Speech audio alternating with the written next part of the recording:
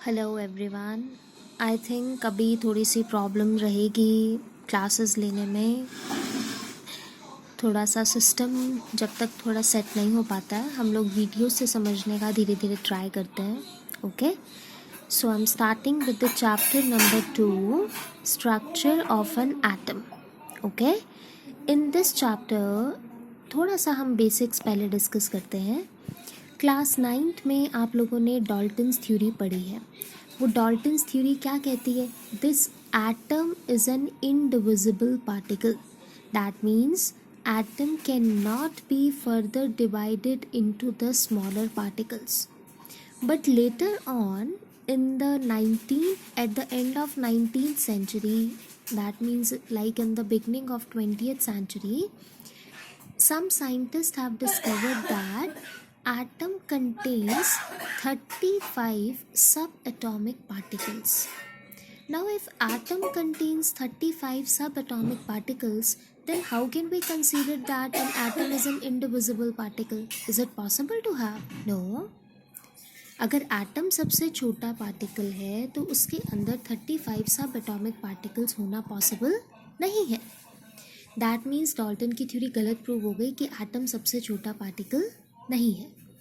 After that जब हमें ये कंफर्म हो ही गया कि हाँ एटम के अंदर 35 सब एटॉमिक पार्टिकल्स एग्जिस्ट करते हैं, तो अब ये पार्टिकल्स कहाँ पे एटम के अंदर प्रेजेंट है, सेकेंड क्वेश्चन हमारे माइंड में यही आता है। My dear students, इन 35 सब एटॉमिक पार्टिकल्स में से सिर्फ 3 फंडामेंटल पार्टिकल्स हैं। वो 3 फंडामेंटल पार्टिकल्स हर एक एटम के अंदर प्रेजेंट है। And these fundamental particles are electron carrying negative charge, proton carrying positive charge, neutron carrying no charge. हर एक एटम के अंदर, in every atom it contains 3 सब एटॉमिक पार्टिकल्स, राइट। हर एक एटम के अंदर 3 सब एटॉमिक पार्टिकल्स प्रेजेंट है। तो अब सबके दिमाग में यही आ रहा होगा कि ठीक है, पहले डाल्टन जी कहते थे कि एटम के अंदर पार्टिकल्स नहीं होते। ये तो कंफर्मेशन अब हमें मिल गई है कि एटम के अंदर 3 सब एटॉमिक पार्टिकल्स प्रेजेंट हैं।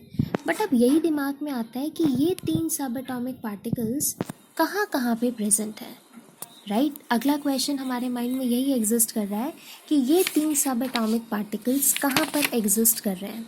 मैं अभी आपसे ये नहीं डिस्कस कर रही हूँ कि इलेक्ट्रॉन कैसे डिस्कवर हुआ, प्रोटॉन कैसे डिस्कवर हुआ, न्यूट्रॉन कैसे डिस्कवर हुआ। इनकी डिस्कवरीज मैं अभी डिस्कस नहीं कर रही हूँ, बिकॉज लास्ट ईयर वैसे ये सिलेबस में से डिडक्ट हो गया था। इस ईयर मैं अभी ये आपको नहीं करा रही हूँ, ठीक है। Will discuss it later, if it will be coming in your syllabus, then will discuss it.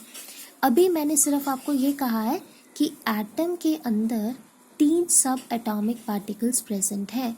One is electron, second is proton, and the third one is neutron.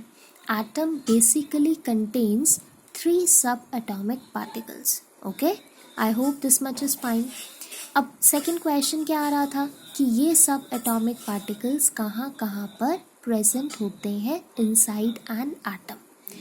Atom के स्ट्रक्चर को एक्सप्लेन करने के लिए सबसे पहला scientist आया था J Thomson. Thompson जी ने पता क्या कहा था? देखो इस इमेज में आपको नज़र आ रहा होगा। थॉमसन जी ने एटम के स्ट्रक्चर को वाटरमेलन के स्ट्रक्चर से कंपेयर किया था। वो कहते हैं the structure of an atom is similar to that of watermelon. तो वाटरमेलन की शेप कैसी होती है? स्फेरिकल। एटम की शेप भी कैसी होगी? स्फेरिकल। ये तो कंफर्म करा सबसे पहले जे थॉमसन ने कि shape of an atom is spherical in nature, right. Atom is spherical in nature. तो ये हमारे पास एटम की शेप है जो कि स्फेरिकल है, राइट। वाटरमेलन के अंदर जो रेड पार्ट होता है दैट इज़ यूनिफॉर्मली डिस्ट्रीब्यूटेड, हर जगह पर होता है। वो रेड पार्ट ये ऑरेंज वाला पार्ट है जो आपको नज़र आ रहा है। जैसे रेड पार्ट वाटरमेलन के अंदर यूनिफॉर्मली डिस्ट्रीब्यूटेड होता है, वैसे ही ये जो पूरा का पूरा कलर ये यूनिफॉर्मली डिस्ट्रीब्यूटेड है, that is the positive charge. J Thomson ji क्या कहते हैं? The shape of an atom is spherical in nature. Second point J Thomson क्या कहते हैं कि जैसे वाटरमेलन के अंदर रेड पार्ट होता है वैसे ही एटम के अंदर हर एक जगह पर पॉजिटिव चार्ज यूनिफॉर्मली डिस्ट्रीब्यूटेड है। Positive charge is uniformly distributed inside an atom. मतलब एटम के अंदर ये जो पॉजिटिव चार्ज है वो एक यूनिफॉर्मली डिस्ट्रीब्यूटेड है। फिर आपने वाटरमेलन में और क्या देखते हो, ब्लैक सीड्स देखते हो ना। जे थॉमसन कहते हैं जैसे वाटरमेलन के अंदर ब्लैक सीड्स कहीं पे भी रैंडमली प्लेस्ड होते हैं वैसे ही एटम के अंदर electrons are being embedded in a random manner. Electrons जो है वो रैंडम मैनर में प्लेस्ड है inside an atom. So J Thomson ने 3 बातें आपको बता दी। 1, the shape of an atom is spherical in nature. 2, the positive charge like the red part is uniformly distributed inside an atom. 3rd, electrons are just embedded inside an atom like the black seeds in the watermelon in a random manner. ये 3 बातें। जो 4th सबसे important और सबसे बढ़िया बात थी वो क्या थी, total positive charge present inside an atom is equal to the total negative charge। मैंने आपको एक चीज़ बताई थी कि protons carry positive charge, electrons carry negative charge. So the total positive charge is equal to the total negative charge. That means the atom is electrically neutral in nature। तो 3 बहुत अच्छी चीज़ें जे थॉमसन जी ने कंफर्म कर दी। 1 is the shape of an atom is spherical. Number 2, positive charge is uniformly distributed inside an atom like the red part of the watermelon. Then जैसे electrons are randomly embedded, embedded means put करना, तो electrons are randomly embedded inside an atom just the black seeds of the watermelon। जैसे watermelon के black seeds randomly हमने embedded किए होते हैं वैसे ही electrons are put inside an atom into a random manner। Very important point, very important conclusion of the J.J. Thomson discovery is atom is electrically neutral in nature। That means what? That means what? The total positive charge in an atom is equal to the total negative charge। Positive charge किस पर है, protons पर। Negative charge किस पर है, electrons पर। So total number of protons present inside an atom is equal to the total number of electrons। Hence the total charge in an atom is neutral। Atom पे electrically कोई भी charge present नहीं होता। सो J Thompson की theory आप लोगों को समझ में आई कि positive charge is uniformly distributed, electrons are just put in an random manner and total positive charge inside an atom is equal to the total negative charge। Hence an atom is electrically neutral in nature। I hope it is okay now कि total charge। फिर क्या problem थी जे Thomson ने, क्या atom ऐसा सा होता है आप पढ़ते आ रहे हो, नहीं।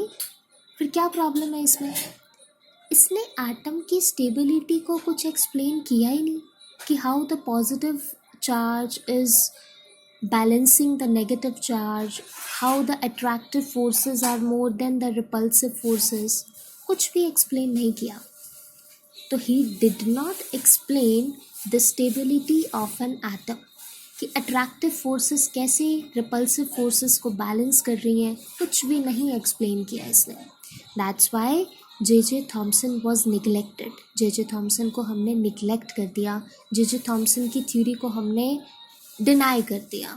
ओके कुछ खास बातें बताई भी नहीं थी जे थॉमसन ने, सिर्फ इतना ही कहा था कि एटम स्फेरिकल होता है, पॉजिटिव चार्ज हर एक जगह पर यूनिफॉर्मली प्रेजेंट होता है, इलेक्ट्रॉन्स को रैंडम मैनर में पुट कर दिया गया है। जैसे ये इस पूरी जगह पर पॉजिटिव चार्ज है, इलेक्ट्रॉन्स को जस्ट रैंडमली हमने कहीं भी प्लेस कर दिया है।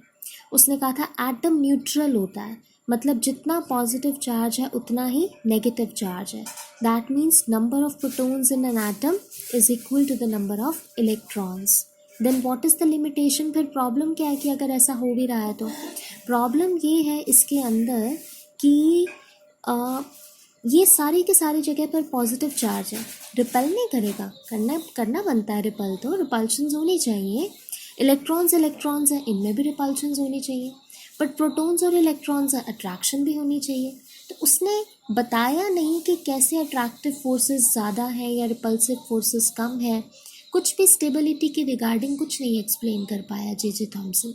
इसीलिए J Thomson was neglected, J Thomson was not considered, J Thomson was not explained the correct way of explaining the structure of an atom.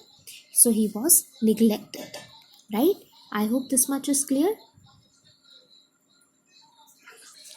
फिर नेक्स्ट साइंटिस्ट आए हमारे पास Rutherford model of an atom, Rutherford ji, जिन्होंने atom के structure को explain करने का try किया।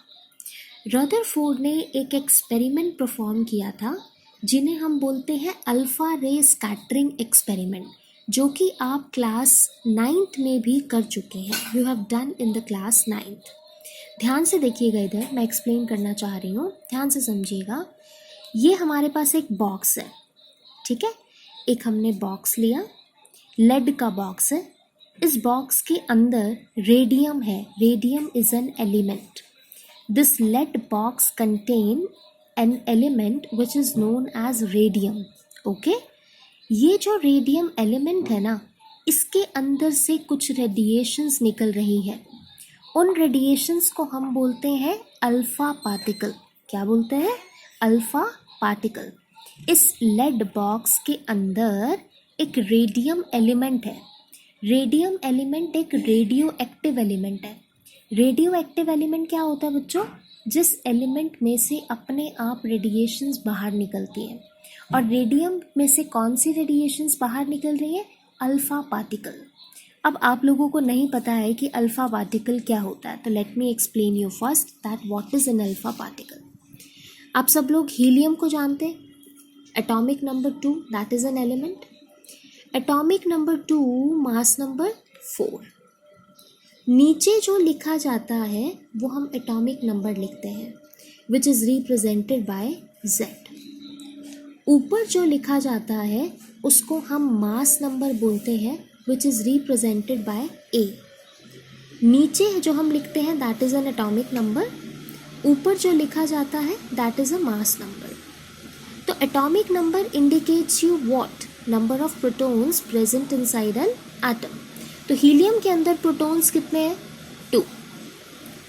और अगर प्रोटॉन्स 2 हैं तो इलेक्ट्रॉन्स भी कितने हैं? 2, बिकॉज अभी जे थॉमसन ने कहा था number of protons inside an atom is equal to the number of electrons. My dear students, अब हीलियम में से अगर मैं 2, अब मास नंबर वैसे किसके इक्वल होता है? Protons plus neutrons is equal to the mass number, right? तो प्रोटॉन्स कितने हैं? 2, और मास नंबर कितना है? 4, तो न्यूट्रॉन्स भी कितने आ गए? 2। मतलब एक हीलियम के अंदर 2 इलेक्ट्रॉन्स हैं, 2 प्रोटॉन्स हैं और 2 न्यूट्रॉन्स हैं, ठीक है। अगर मैं हीलियम में से 2 इलेक्ट्रॉन निकाल देती हूँ तो बचेगा क्या फिर? हीलियम का न्यूक्लियस। हीलियम का स्ट्रक्चर कैसा होता है? वैसे किसी भी एटम का स्ट्रक्चर कैसा होता है? सेंटर में न्यूक्लियस और बाहर सर्कुलर शेल्स, और सर्कुलर शेल्स में कौन रिवॉल्व करता है? इलेक्ट्रॉन्स। सेंटर में एक न्यूक्लियस में क्या होता है? प्रोटॉन्स और न्यूट्रॉन्स। और सर्कुलर शेल्स में क्या होते हैं? इलेक्ट्रॉन्स। तो हीलियम के न्यूक्लियस के अंदर प्रोटॉन्स और न्यूट्रॉन्स होते हैं, तो कितने प्रोटॉन्स हैं? 2। न्यूट्रॉन्स भी कितने हैं? 2। और सेंटर में जो न्यूक्लियस है उसमें 2 प्रोटॉन्स और 2 न्यूट्रॉन्स हैं, और सर्कुलर शेल्स में 2 इलेक्ट्रॉन्स हैं।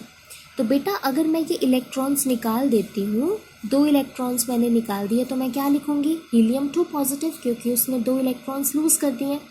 अब सिर्फ क्या बचा? प्रोटॉन्स और न्यूट्रॉन्स। न्यूट्रॉन्स पे तो कोई चार्ज होता नहीं है, तो प्रोटॉन्स पे कौन सा चार्ज होता है? पॉजिटिव।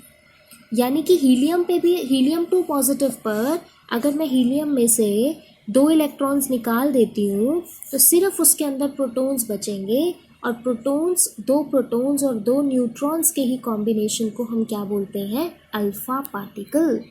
दोबारा देखिए, हीलियम के अंदर 2 प्रोटॉन्स हैं, 2 इलेक्ट्रॉन्स हैं, 2 न्यूट्रॉन्स हैं। अगर मैं 2 इलेक्ट्रॉन्स निकाल देती हूँ तो 2 प्रोटॉन्स और 2 न्यूट्रॉन्स बचेंगे, तो मतलब सिर्फ कौन सा चार्ज बचेगा? Positive.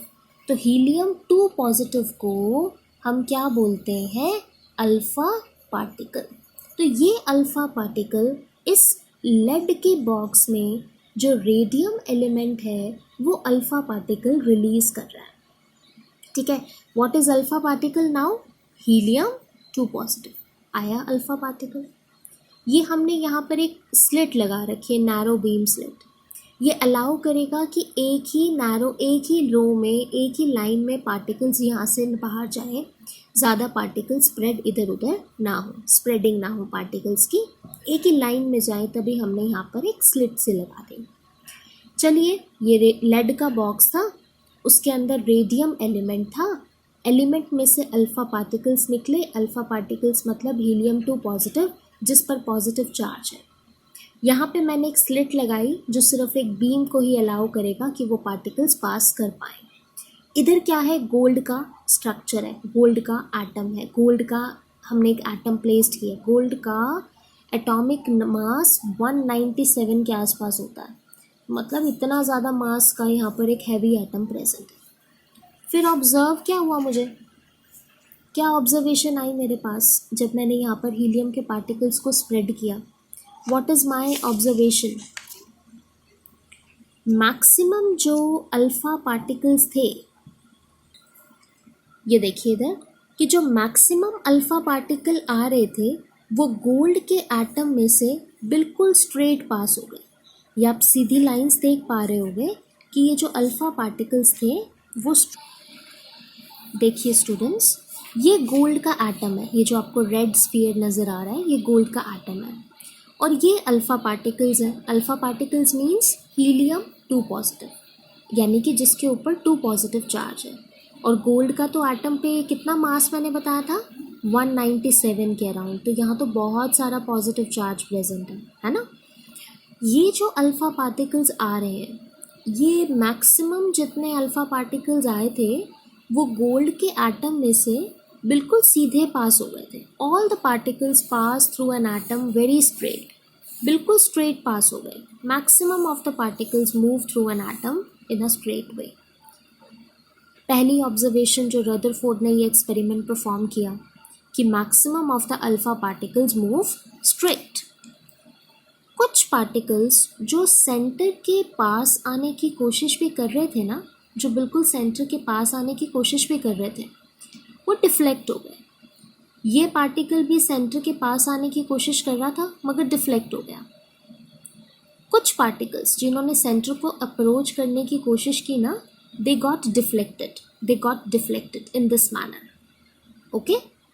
And a very few of the particles, कोई एक पार्टिकल हज़ारों में से बिल्कुल सेंटर पे अप्रोच कर रहा था, लेकिन जैसे ही अल्फ़ा पार्टिकल बिल्कुल सेंटर पे अप्रोच करता है वो एकदम 180 डिग्री से वापस भाग जाता है। मतलब ऐसे कि जैसे यहाँ पर आया तो इसने वापस से इसको मारा और ये वापस से पुल्ड बैक हो गया, अप्रोच ही नहीं करने दिया इसने।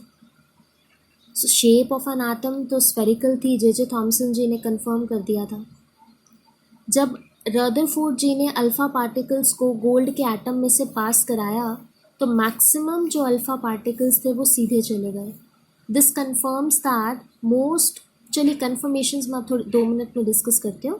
पहले उसके ऑब्जर्वेशंस क्या थे?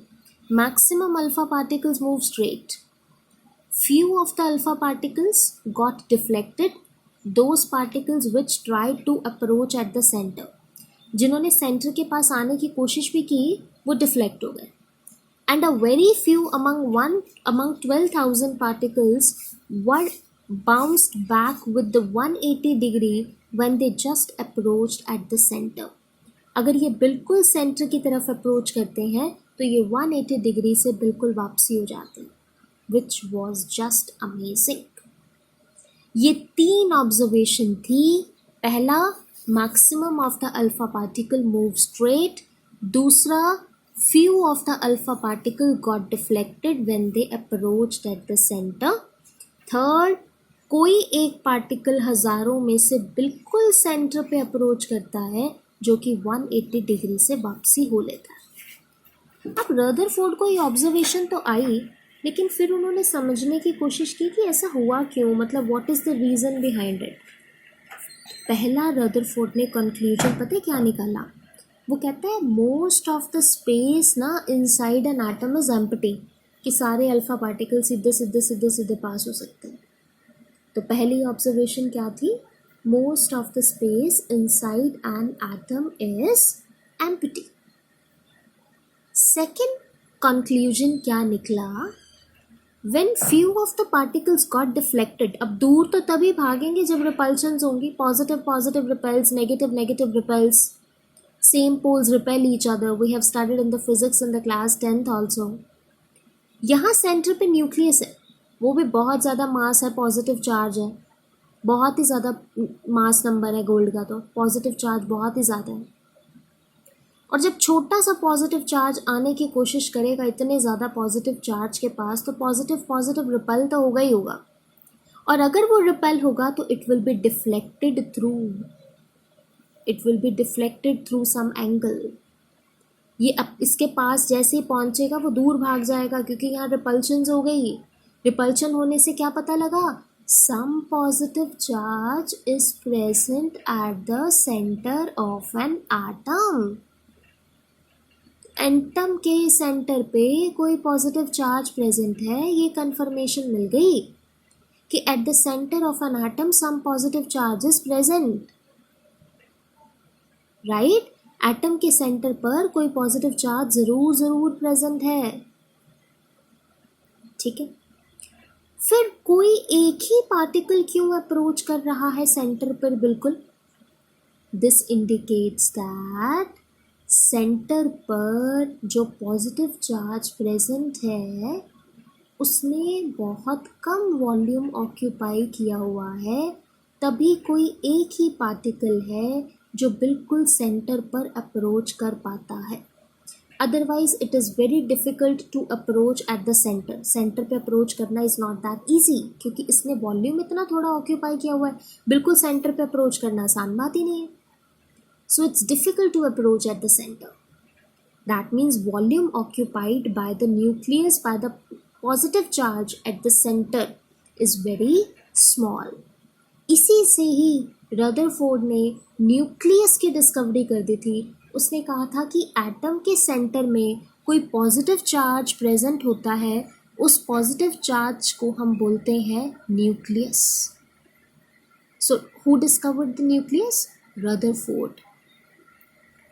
रदरफोर्ड ने इतना सब बता दिया कि एटम स्फेरिकल था, सेंटर में न्यूक्लियस है, न्यूक्लियस के अंदर कुछ पॉजिटिव चार्ज है, लेकिन फिर भी वो निगलेक्ट हो गया, फिर भी उसकी थ्योरी फेल हो गई, फिर भी उसकी थ्योरी को आगे फर्दर स्टडी ज़्यादा कंक्लूड नहीं किया गया।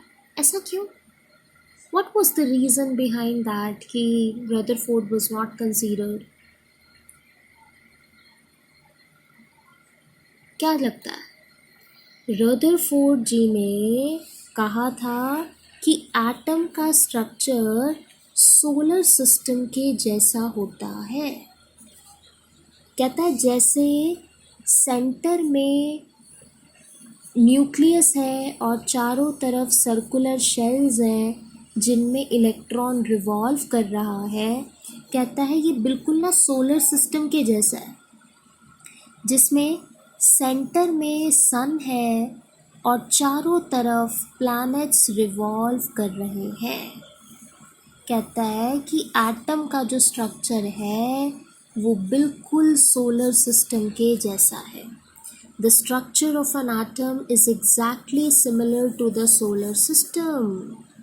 जैसे एटम के स्ट्रक्चर में न्यूक्लियस है सेंटर में, वो कहता है वैसे ही एटम के यहाँ जो हमारी सोलर सिस्टम है उसके सेंटर में सन है। जैसे इलेक्ट्रॉन्स घूम रहे हैं सन के चारों तरफ, वैसे ही प्लैनेट्स घूम रहे हैं सन के चारों तरफ। ये तो ठीक है, सोलर सिस्टम तो हम पढ़ते आ रहे हैं, ऐसा ही होता है। फिर एटम में क्या प्रॉब्लम है? What is the problem? बेटा जी प्लैनेट पे कोई चार्ज नहीं होता, प्लैनेट आसानी से घूम सकता है सन के चारों तरफ, कोई समस्या नहीं है, घूमता रहेगा। मगर इलेक्ट्रॉन्स जो न्यूक्लियस के बाहर सर्कुलर शेल्स में प्रेजेंट है, these electrons carry negative charge and being carrying negative charge, Maxwell ji कहते हैं कि जब भी कोई चार्ज पार्टिकल ऑसिलेट करता है तो वो एनर्जी रिलीज करता है, और अगर ये इलेक्ट्रॉन एनर्जी रिलीज कर देगा तो इस इलेक्ट्रॉन ने अगर इलेक्ट्रॉन ने एनर्जी रिलीज कर दी, इस इलेक्ट्रॉन ने एनर्जी रिलीज कर दी तो एनर्जी कम होती जाएगी, अंदर की तरफ अप्रोच करता जाएगा वो, ultimately it will fall inside the nucleus of an atom. पहले क्या था, इलेक्ट्रॉन यहाँ था, एनर्जी कम हुई, थोड़ा अंदर आ गया, और एनर्जी कम हुई और अंदर आ गया, और एनर्जी कम हुई और अंदर आ गया, अल्टीमेटली तो ये न्यूक्लियस के अंदर आ जाएगा। ऐसा तो होता ही नहीं कि एटम न्यूक्लियस के अंदर आ जाए, घूमते घूमते घूमते घूमते उसकी एनर्जी कम होती जा रही है और कम होती जा रही है, तो वो अल्टीमेटली सेंटर में अप्रोच कर रहा है। तो जो चार्ज्ड पार्टिकल्स होते हैं, जो इलेक्ट्रॉन्स हैं, वो मैक्सवेल कहता था कि जब भी कोई चार्ज पार्टिकल ऑसिलेट करता है ना तो उसमें से एनर्जी निकलती है, और अगर एनर्जी कम होती जाएगी तो वो ultimately it will approach at the nucleus, so the atom will become